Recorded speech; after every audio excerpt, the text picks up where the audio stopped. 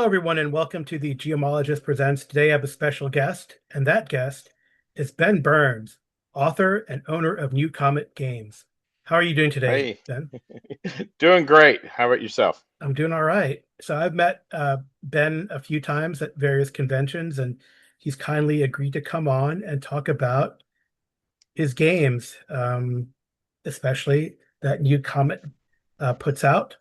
I've known him for his contributions to Call of Cthulhu and now to Savage Worlds and also to Top Secret New World Order, among others. And we're just going to have a chat about all this kind of stuff. So, Ben, Sounds great. how did you become a gamer? Oh gosh, I've been a gamer since I was about 4 years old. So Oh, okay. Uh-oh. it's just something I was drawn to at a very early age. I had two older brothers, and it was my way of being able to keep up with them, right? Because they Hmm. were older than me, faster, stronger. So I had a hard time keeping up with them physically, but when it came to playing games, I could keep up with them. So that's is something I've always been drawn to and always enjoyed. So Did your older brothers introduce you to the hobby, to like specifically role-playing games or? no, that was just something I did on my own. So Okay. by the time I may not look as old as I am, but I probably do. By the time D&D and stuff came out, they were already starting to, they weren't into games anymore as Hmm. I was, and so they were into girls and cars.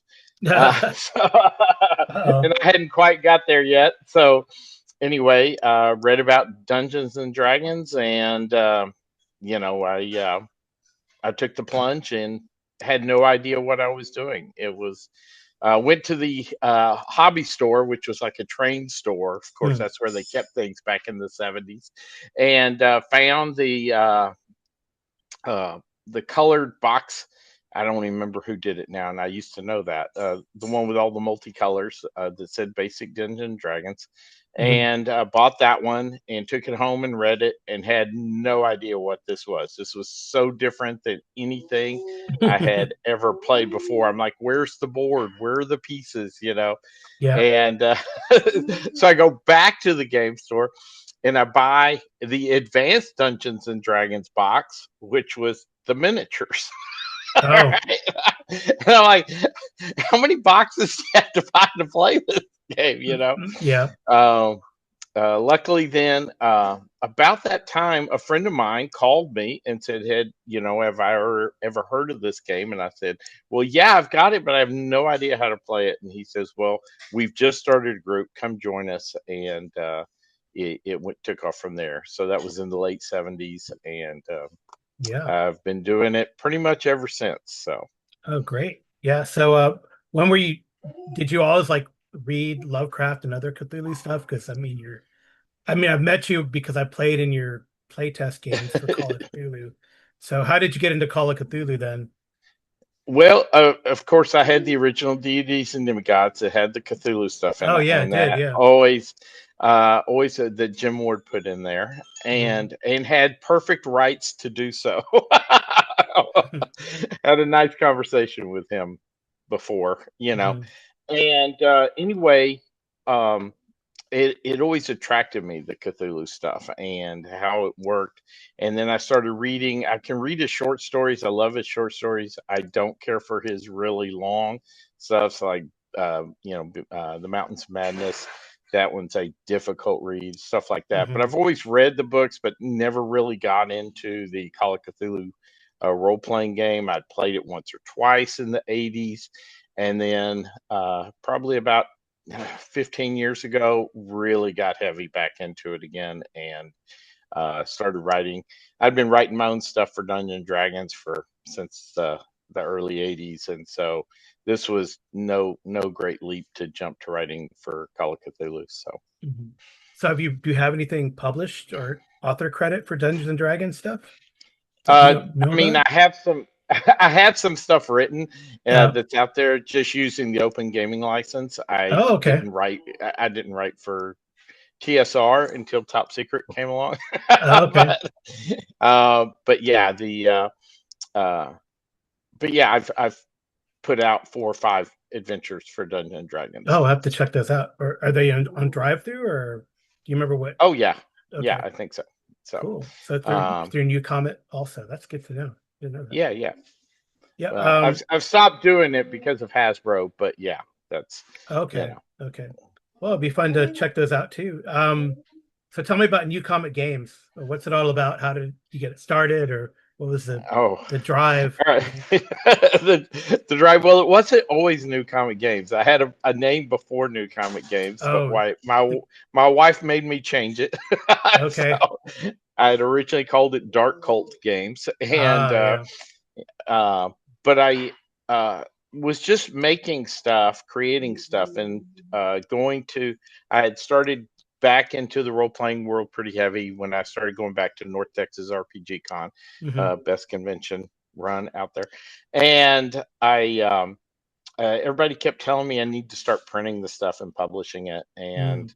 so finally I had one called The Star on the Shore. I was really proud of it. I had run it a few times and everybody really enjoyed it. It was a nice Call of Cthulhu adventure set in the 20s up at Rockport, Massachusetts. And so I ordered, I got some artwork done for it and Hmm. thought, well, I'll do a Kickstarter for it. And, Kickstarter was real big at the time and helping people get going. Now it's a little more of a different mechanism. I still use it, but it's not what it was, Mm. 10 Interesting. years ago.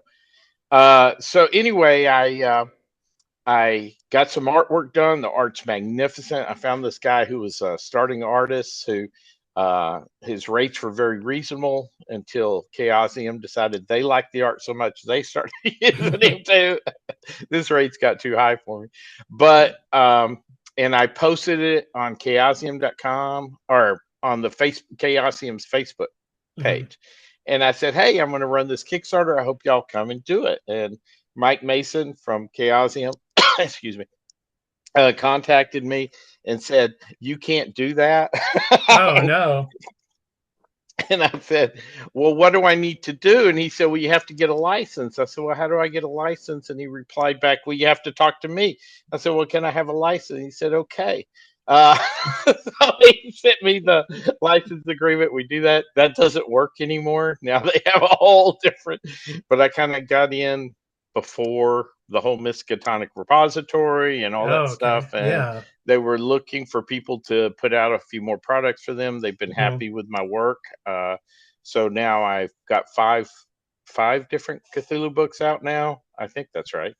So one, two, three, four, five, six different Cthulhu books out.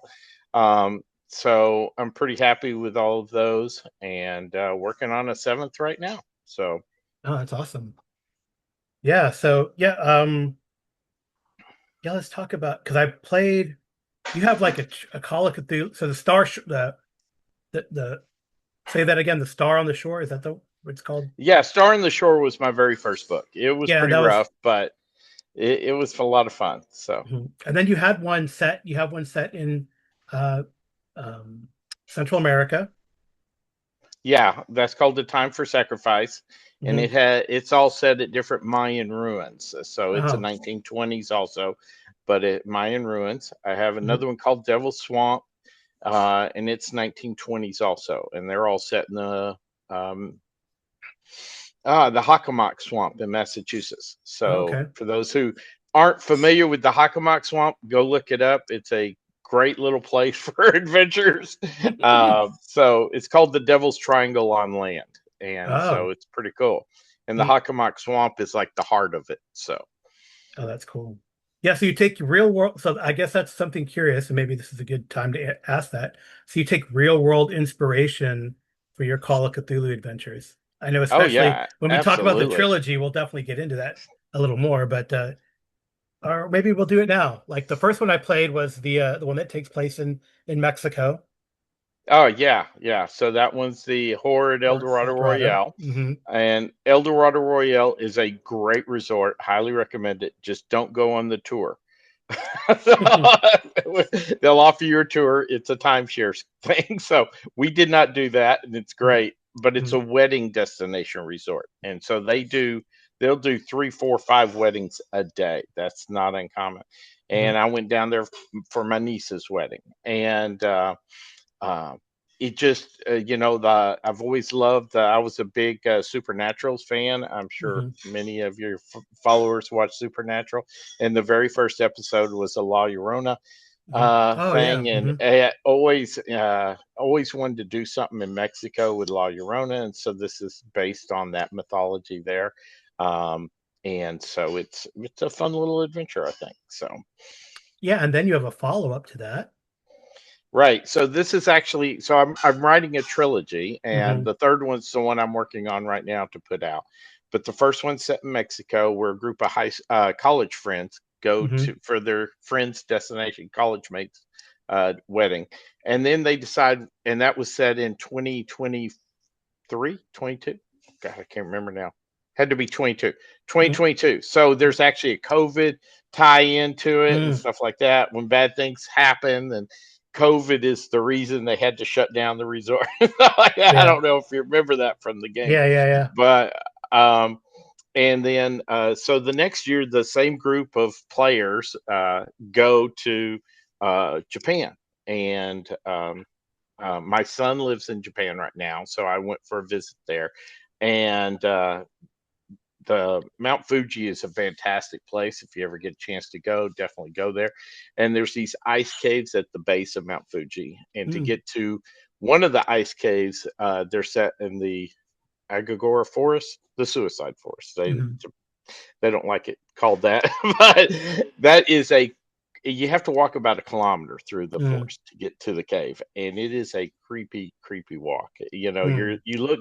It's one of those ones like a horror film where the trail just kind of narrows down into the woods, both directions, and you're the only one there, and the trees look like they're going to get up and walk at any minute. It's an ancient, ancient forest, and it's fantastic. It really is, and it's a great setting for the Japan one. I don't know if you've had a chance to play in that one or not. Yeah, The I ice did. I caves. played at CupacabraCon Oh, last year, right yeah, before the yeah, Kickstarter ended, I believe. So, yeah, like, yeah. What'd you think of that one?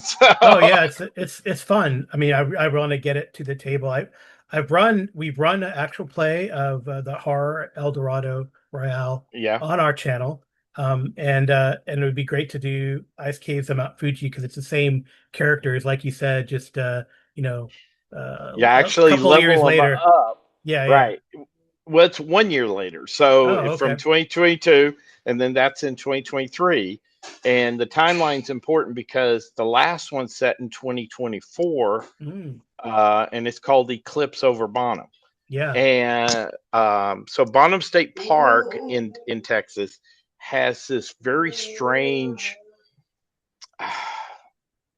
structure built Hmm. inside the park, and it's these weird seats that are in this arch around this altar. It's the Mm. best way to describe it. And there's this Aztec looking chimney off to one side, and the the arch. Did you not get to play in this one No, at I all? haven't done that No, one yet. I've stopped play testing it now. It's in Yeah, yeah. production for the book Sure. right now. But yeah, it's so weird. And I actually saw this. I run a Boy Scout troop too, and we were there camping, and we found this place. I was like, Mm. "Oh my gosh, I got to write something around this. This screams Cthulhu all over it." Yeah. And then in 2024, the solar eclipse went directly over this spot. Yeah. So you have about 4 minutes of eclipse time directly over this altar, basically. And so it almost wrote itself. The adventure runs great, and the players, and again, it's the same group of player characters, just advanced up levels every time. I roll for their skills and stuff like Oh, that. that's really cool. Yeah. And they lost some sanity, but they're better prepared too. They carry more equipment. Matter of fact, Leo, everybody loves Leo.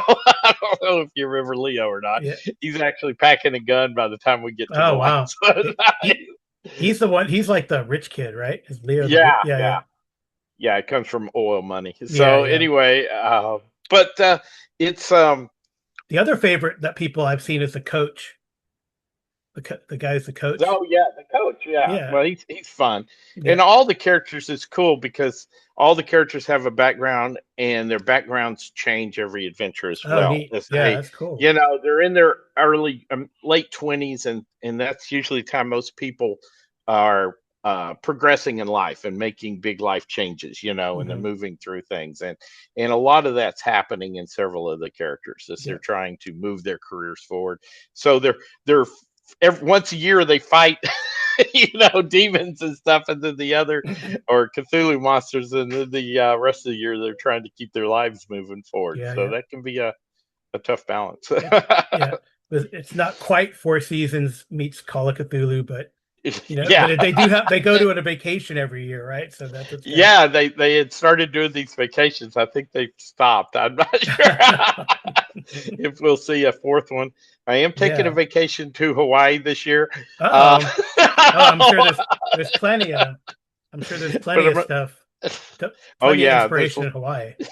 yeah, that's what I'm looking for. I actually already got a plot in mind. I'm just not sure what year to put it in. So Yeah, if we it's a could. modern day, we Yeah, may do the last group again. So that'd who be knows? fun. You could do the old Brady Bunch a dual adventure, right? Where they go to Yeah. like Oh, well, now you start talking about licensing. yeah, yeah. Other Well, so, all right. but yeah, Well, that's good. So it's a lot of fun.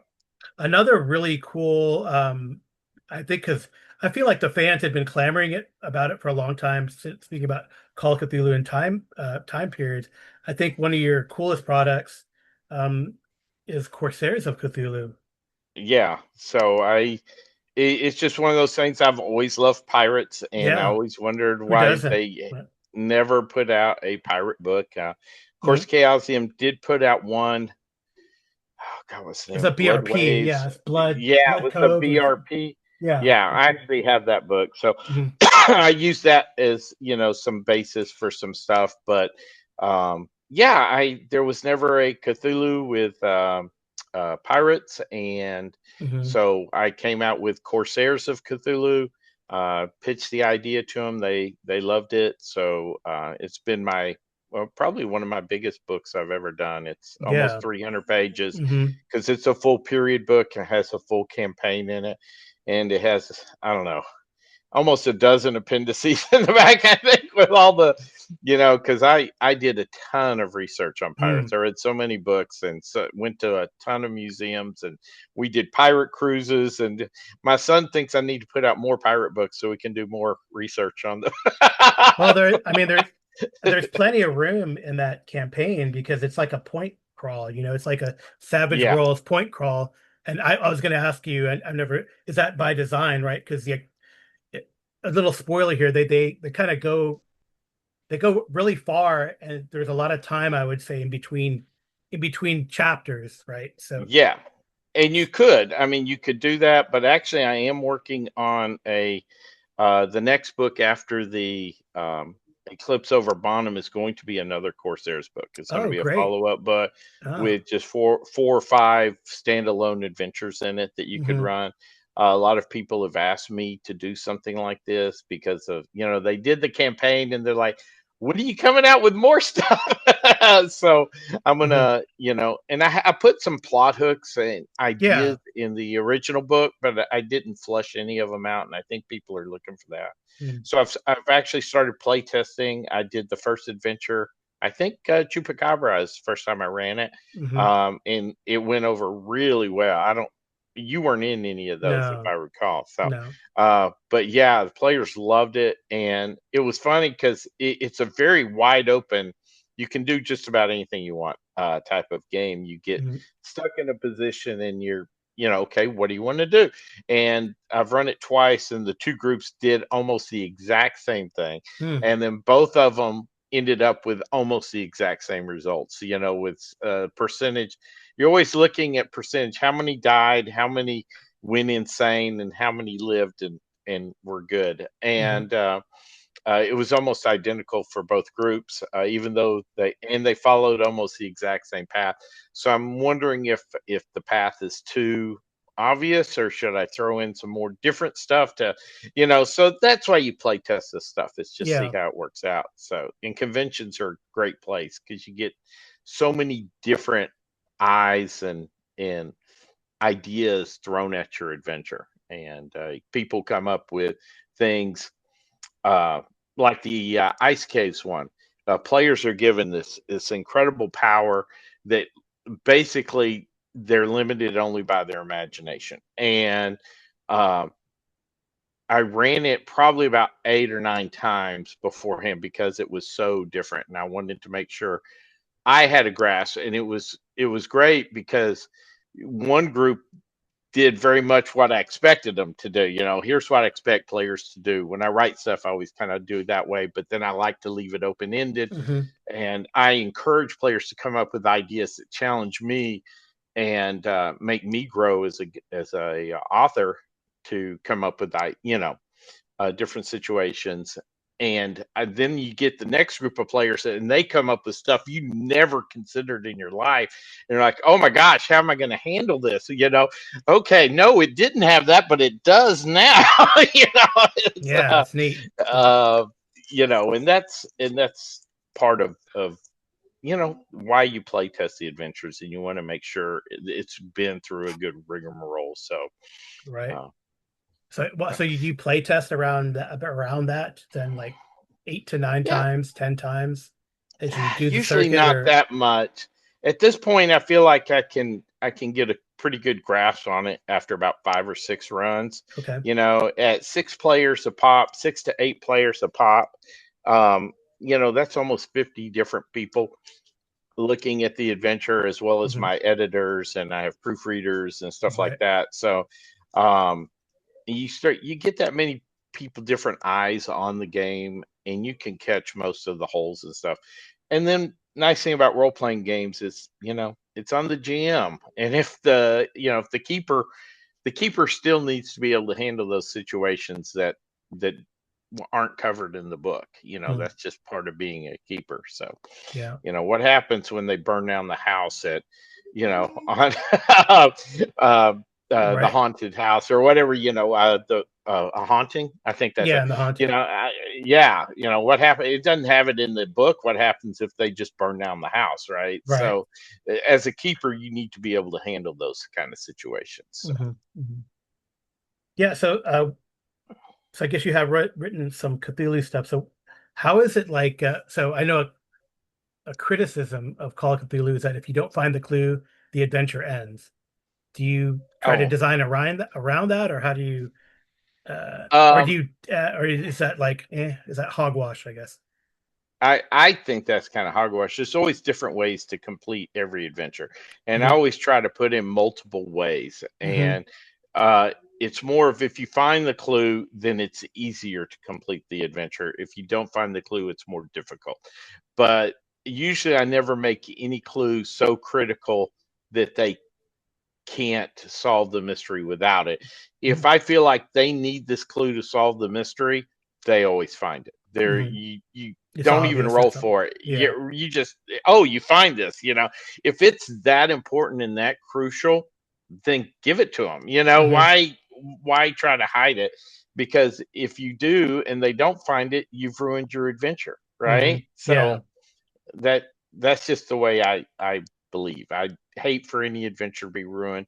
Is people are spending their time and their hours, and the biggest complaint is trying to get people together to play a game, which is one of the reasons I like conventions. You kind of Yeah. have a captured audience. Hmm. Um, Even though you still have people who don't show up to the table, but they get too drunk, too tired.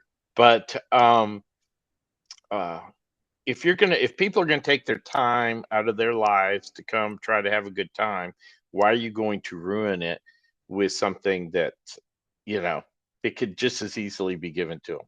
If you want them to have it, give it to them. That's Yeah, it's uh good. All right. Well, let's steer away from Call of Cthulhu because that's not all sure. e-com it does. Um, so I guess you're is how much Savage Worlds are you doing other than Zeta Complex? For me, Zeta Complex is the only thing I do for Savage Worlds. I've Okay. looked at doing some other stuff, but really it's a time constraint issue. I only Hmm. have time to write for so much, and I have so many things on the back burner to do Mm. that I would love to write for. Um, uh, oh gosh, I can't remember it. It's the same people who put out the East Texas University. They Oh put out yeah, the Pine kids one. Box. Yeah, Pine Box, Yeah, Texas. Pine Yeah, Box Elementary. East Texas I've University. Yeah. yeah, I've talked to them about writing for that, and I would love to do that. Of course, I'm a big Stranger Things fan. Who Hmm. isn't? And of course, this is modern day, and I love what they did with the cell phone things. I don't know if you're familiar with that. Hmm. How they handled that is you basically draw a card, and that's how good your phone reception Oh, that's pretty is. good. That's nice. And Yeah. it's everywhere from you got a full signal to you got no signal. So it's very Hmm. random, and I Hmm. love that kind of stuff. And in East Texas, your phone signals are pretty much like that. Uh, Yeah.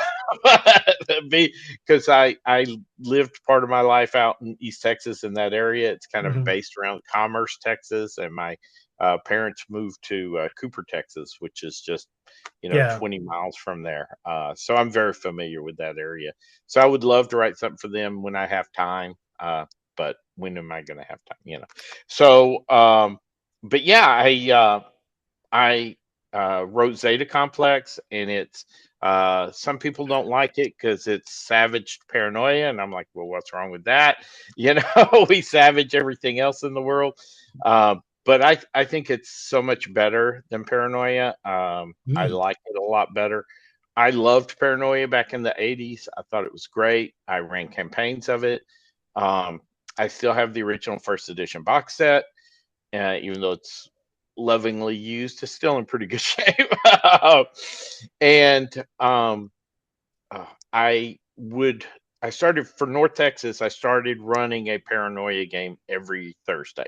It was Mm. kind of uh, kick off the convention with this paranoia adventure.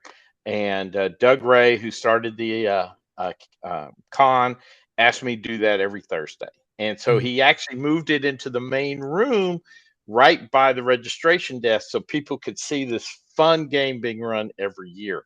Hmm. And he had to move us to a private room because we were always so loud and laughing so hard we could do that. Well, I ran one game, and it was called Maybe Clones Aren't Such a Good Thing. And um, I got a standing ovation at the end of the game, which Mm. I never got before. I thought, oh my gosh, this is so great. Everybody's like, you got to print this up so that it's not lost, right? Because Hmm. this was before I was into doing publishing, and new comic games was not a thing yet.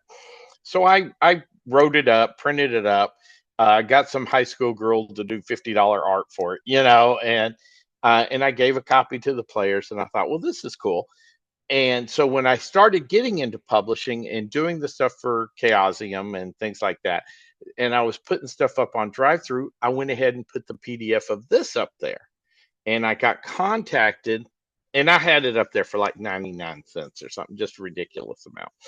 And I got contacted by the people who make Paranoia and said, you can't do that. We're doing a cease and desist. I said, well, I was pretty, uh, you know, obvious that I wasn't doing any kind of copyright violation. I was very particular about all the terms I used, and I left out anything that would, other than the suggestion this is a paranoia game, right? And so the people at drive through said, we don't care. It's up to them. So I contacted them again and said, listen, I've got about half a dozen, 6 to 8 of these paranoia adventures I've been running every year. Um, and you've just come out with a brand new system. You have no product for it at all, no support. I can be putting these things out every other month and get you some stuff. And then I'll just send you a check every quarter, and you have to do nothing. Hmm. And I said, here's some, and I sent them PDFs of like Star on the Shore and Devil Swamp. I think at that point I'd already won an award for Devil Swamp. Hmm. And I said, this is the quality of product I can put out. And here's the adventure. And I sent them a free copy of the Maybe Clones. aren't such a good thing. And they came back and said, "Well, the adventure's great. We see you can do great work, but we're not interested in working with you." So, sorry, this is a long story, but Yeah, I that's fine. I got into I tried to write my own game system for a couple of years, and I was play testing it and things like that. And finally, um, Sean Robinson uh, played in my game and Hmm. said afterwards, he said, "Wow, it was really great. Have you considered doing this in Savage Worlds?" And I said, "Well, no, I've never played Savage World. I don't know what that is." And I said, "I don't really want to learn a new game system." And he said, "Well, you've written Savage Worlds." So I was Hmm. shocked by that Hmm. and looked into it. And I hadn't written Savage Worlds, but a lot of the same base mechanics were the same. Mm. And they covered all the holes that I still had to fill, Mm. vehicles and robots and Yeah, all this yeah. stuff. And so I contacted Pinnacle, and they said, "Hey, you're an ace writer, go for it." And so Nice. Zeta Complex came out. So That's cool. Yeah. That's pretty really happy cool. with it. Yeah, so It's more or less it's paranoia with all with the ironically all the serial numbers filed off, right? Since it's a yeah. conspiracy game, right? So, But it's got a lot more than Paranoia ever had. Hmm. I consider it more of a mix between Paranoia and Gamma World, and then I'm a huge Hitchhiker's fan, so there's Hmm. some the zaniness of Hitchhiker's Guide in there as well. There's even a rule of 42 in the book. Oh, cool. So if you can hit 42, the improbability will happen. Hmm. Um, so it's a lot of different things, and I think I fixed a lot of the problems that Paranoia had. Hmm. Paranoia is a great game. I loved it, but it had serious problems when it came to trying to run it as a campaign. And Mm. so I think I have fixed a lot of those issues. You don't have a fixed number of clones now. You can go to the outside world a lot. Matter of fact, most of the adventures take place in the outer world. Hmm. Actually, have an outer world map. Ooh. Um, Hmm. on the upcoming books, we're planning on having a layout of the known parts of Zeta Complex. You can kind of tell where to go and have some maps of some different areas and stuff like that. So it's not all blindly, the way Paranoia did it. They just didn't want to put out anything, so they just said, "Oh, it's all classified. You can't see it." But it made it difficult to run things Mm. because you had nothing to base it off. You just so anyway, but yeah, so that's kind of where Zeta Complex came from. So Oh, that's cool. So there are more products coming out aside from I think I have like the screen and the main book, that the first book that's come out. So the yeah, adventures are out there as well, or are they all in that? you, we have the one adventure. We have a couple of one-page adventures out on drive through, Hmm. and then that are I think it's pay what you want. Hmm.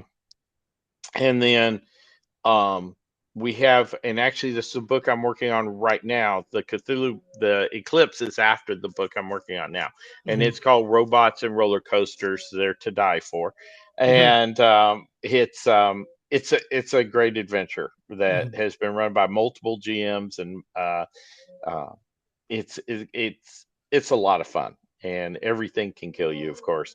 Yeah, It probably does. So, cool. um, but yeah, I'm probably looking at kickstarting that in the next 2 months. Oh, So wow. I'm, Okay. yeah, Very cool. lady named Vicky who used to work and did a lot of paranoia stuff and Shadowrun stuff. She wrote this, and I'm having to go back through and rewrite it for modern day game, you know, the layout design. Hmm. But it's coming along great, and the artwork is just looking fantastic. We're going to do kind of a retro where it's color cover and black and white art inside. Oh, So neat. Yeah, very cool. yeah, Very cool. All so right. very very happy with it. Yeah. So the other game that I've seen you comment have is Top Secret, the New World Order. Is that New Yeah, World Order? so Yeah, New World Order, right? yeah, New Yeah. World Order, and of Hmm. course, um, they the people who did that got Merle Rasmussen to write a new version of it, and this Hmm. was at the same time that WotC let TSR logo go, Hmm. and so Jason Elliott snagged it up started a new company, TSR, and his first big product he came out with was Top Secret New World Order, which did great. And I loved it. I loved Top Secret from back in the 70s and 80s. Hmm. And Merle Rasmussen was always one of my heroes. And now we're good friends, and it's it's kind Yeah, of he always he makes the weird. rounds at the conventions too, so Yeah, and I've it's really gotten to cool. spend so much time with him, and it's just he's a wonderful man. Hmm. And he wrote this version, and uh, as soon as it was released, I already had my license and everything lined up to produce the first book, which was called Deep Freeze, and it launched on Kickstarter the day that the box was released. And the Mm. idea was I wanted to just flow. Had a second book, Arctic Blast, lined up right afterwards, Mm. and things went pretty smoothly. Um, I don't write for them anymore, so I'm not going to be producing anymore. We have several lined up, but uh, I unfortunately I don't think the support for Top Secret is there, Mm. and Yeah, it's a I, fun game. It's a good game. Yeah.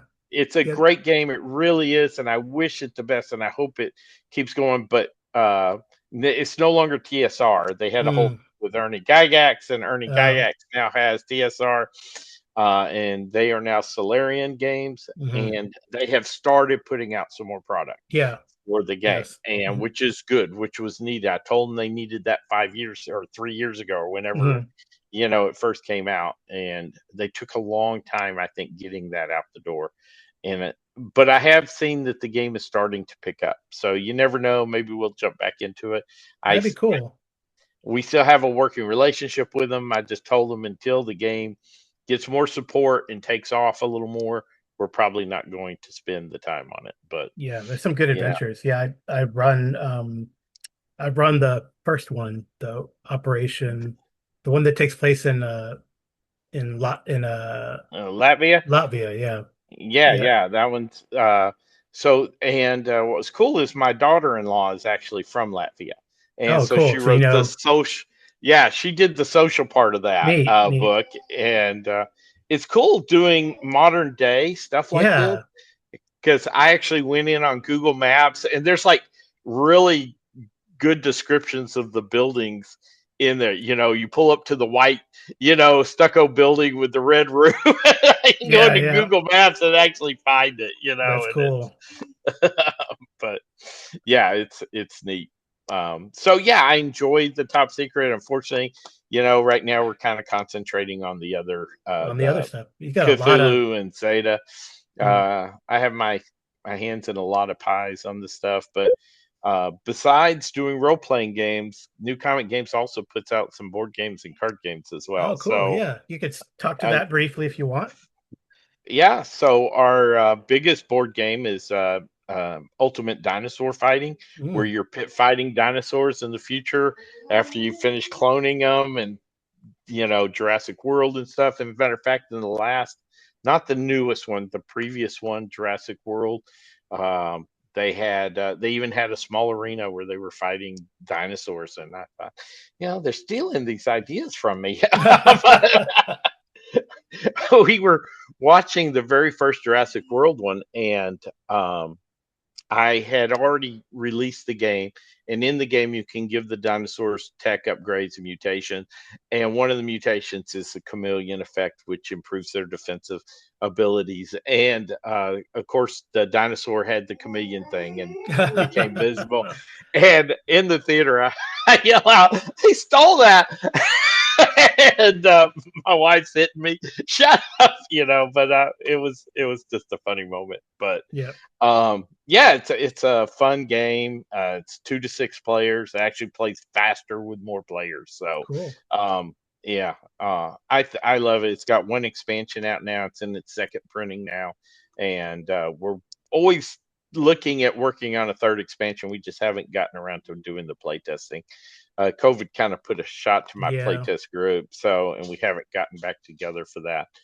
Um, but I still run every convention. It's a good seller for me, Mm. and does great. Um, and then we also have out a game called Monster Trap. which was fun. And actually, Ultimate Dinosaur Fighting was one of the main reasons that I started New Comic Games. Mm. And it um but that's another long story. So I'll skip that. But Monster Trap's a family co-op game, Hmm. and then I have a card game called Kung Fu Combo, where it's a 20-0 battle game that takes 15 minutes. Take it in your pocket, carry it anywhere, and Yeah. and Okay. sit down, play anywhere. And then we are about to release a new game called Inner Sanctum, and in this one you are a cultist who has just joined your new cult, and so you're on the outside trying to work your way into the inner Into the inner sanctum. circle. Mm. Yeah, and you have police raids, and you can hire hitmen, you can get politicians on your side, and Mm. all these sort of different things as you try to gather influence and then move your way up the order. And then there's a risky win it all, where you can call on the dark one to see if he'll choose you to be his favored one, and things like that. So it's very risky. I've never seen it actually work, but it's possible. I've seen it come really close, but That's fun. it's just one of those things. So it's a fun game, and it takes about 30, 45 minutes to play a game, three to Oh five wow. players. That's So cool. That's a quick game. That's yeah, good. That's good. yeah. I mean, I try to keep my games at 45 minutes or less than an hour is, I think, a good light game. Unless you're playing something like Terraforming Mars, or I like the big long games as well, but uh, I think the smaller ones sell better. It's Hmm. it's hard to sell people on this game's going to take you and your group 3 hours. Yeah. And Hmm. if they've never played it, they have a really hard time biting the bullet to buy it, because usually those games are expensive. And then Yeah. if they just get it home and don't like it, it's a lot of money that they Hmm. put into it for that. But um, uh, and it's tough building that kind of game these days and putting it out. Hmm. It used to be for Kickstarter, and we, bring it back around to where Kickstarter was 10 years ago. You could come out and say, I have this idea for a game. Here's some of the artwork. Here's some of the mechanics.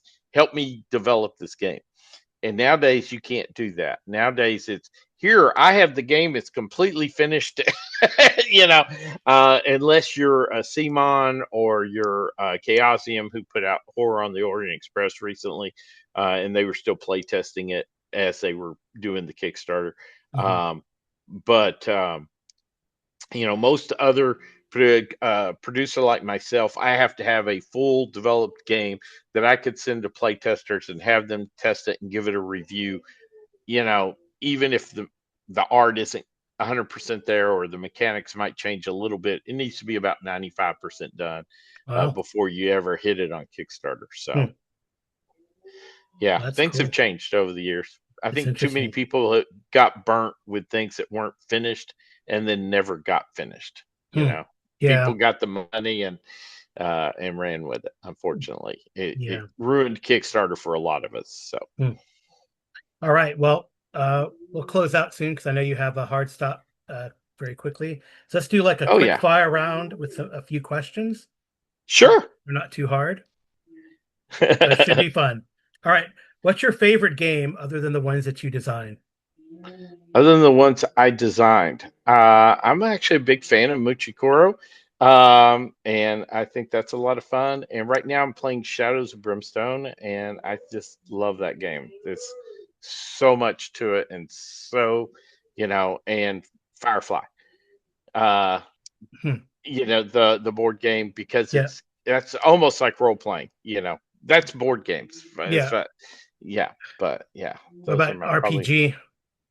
RPG, I am a huge Call of Cthulhu fan. I love the idea of the investigation and the finding the clues. If it's run properly, and if the game's done right, it Mhm. can be just the best game in the world.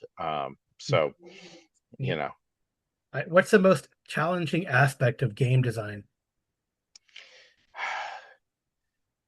boy, board games or RPG games. So, Your dealer's uh, choice or dealer's players choice, no player's choice. Sorry. Player's player's choice. choice. For RPG design, coming up with interesting new ideas that haven't been rehashed. You don't want the same old, stuff all the time. As a matter of fact, in one of my books, um, I did Devil Swamp, the very first adventure.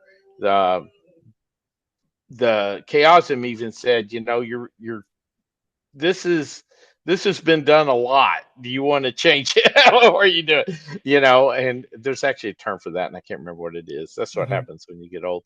But so coming up with new and interesting challenges, and you want to make it difficult enough to give the players a challenge, but not so hard that they get frustrated, the game bogs down, and so finding that fine balance between this is just too difficult for them to figure out, and it's just way too easy. I've played in the RPG games where it was just too easy. It's just you get bored quickly. You can tell what's going to happen, two rooms before it happens, and Hmm. that gets boring to me. I don't like that, and I guess I don't think other players like that. Maybe they do. I know some people, they like it nice and simple. I don't. I like things to be to where I have to figure out something. If I don't have to figure out something and use my brain a little instead of just rolling dice, then I don't care for that game. So Hmm.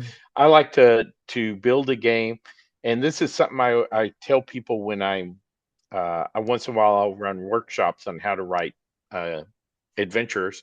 Is remember, you're not writing for the game master. You're not writing for the guy who's going to read it. You're writing your book for the players who are sitting around his table.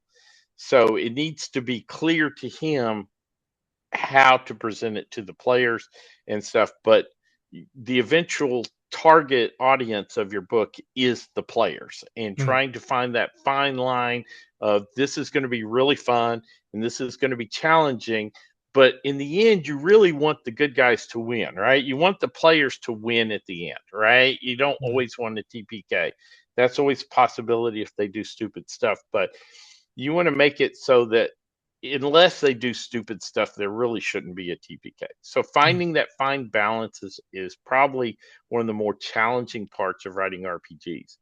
Um, with board games, it's more about finding a balance to where it can be finding mechanics that are fun and interesting to the players. And if it's again, you don't want to just be rolling dice and moving a piece around a board, and oh, I win.